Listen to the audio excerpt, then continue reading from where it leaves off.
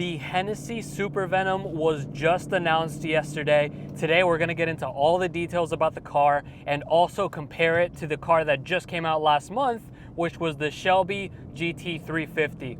Now, we need to address the elephant in the room. You guys all saw my last video where I went on and on about the Shelby GT350, how it lacks character, how it's not exciting, and I don't take back what I said, but there is one correction that I need to make, where I kept talking about how this was a car from Ford and how Ford had messed up. Now, I need to correct myself.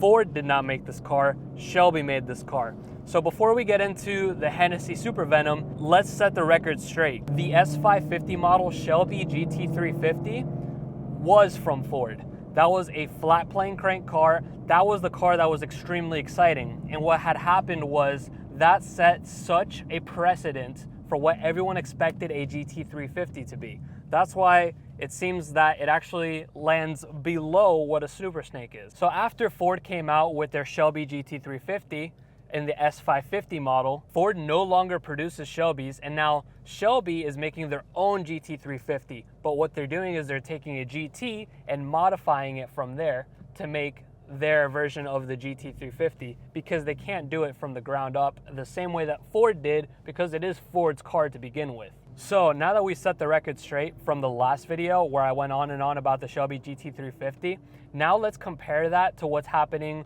with the Super Venom. So this is very similar to a package that you would get nowadays with an S650 GT350. The car starts life as a regular GT or Dark Horse, and you can send it into Hennessey and they do their treatment on it. They put a Whipple supercharger on it, they put a little bit of bodywork on it, they put a wing on it, some decals, a little bit of upholstery, and boom, you have your Hennessey car. Now, you might be wondering, why is it so similar to what Shelby already offers? In fact, not only does Shelby offer something like that, but RTR also has their version of a Whipple supercharged Mustang that you can start life as a regular GT, send it in, they do their treatment, which is the same that all these companies are doing. They're putting a Whipple on it, they're putting decals on it, a wing, a little bit of bodywork, some upholstery, some logos, and send it out. But let's compare the Shelby model and the Hennessey model together, and then we're gonna see what the differences are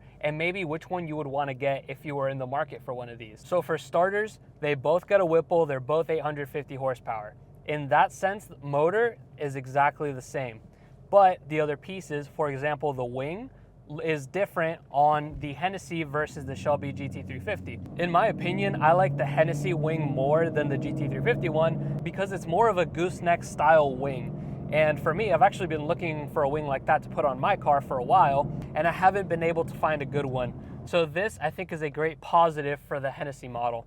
So a couple more things that you get on the Hennessey: some fender vents, which seem to be very GTD inspired, at least. You also get decals on the front hood. It has the number 91, and the reason for that is because they are only making 91 of them. So it is limited production. And the reason for that number 91 is because they started the company back in 1991. So that's where that number comes from. Aside from what we've mentioned, you get some carbon bits around the car. Inside you get unique upholstery. You get carbon fiber underneath the hood for some nice styling. And besides that, that's about it. You get some logos and stuff. Now, that is basically what Shelby offers.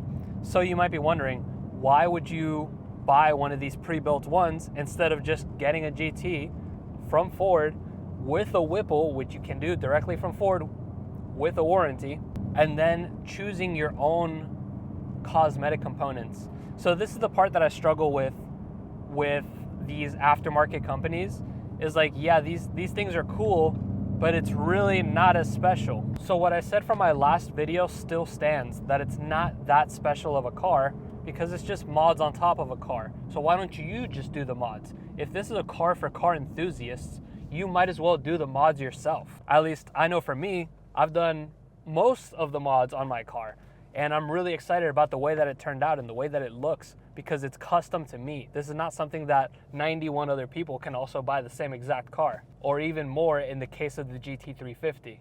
So here in this segment of the video, we're gonna put both of them side by side, so you can make your choice on which one you think looks better.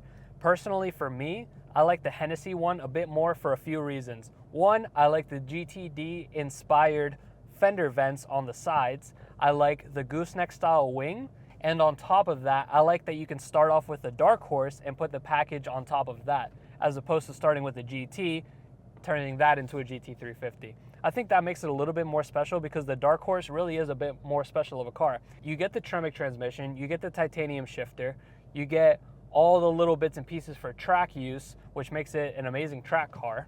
And personally, I would get one of those, and this seems like a nice upgrade for that if money wasn't an issue, but in reality, I would rather do those mods myself. So if you were to ask me my opinion, which one looks better and which one I would go with, I personally would go with the Hennessey, but even still, I don't think it's a great value.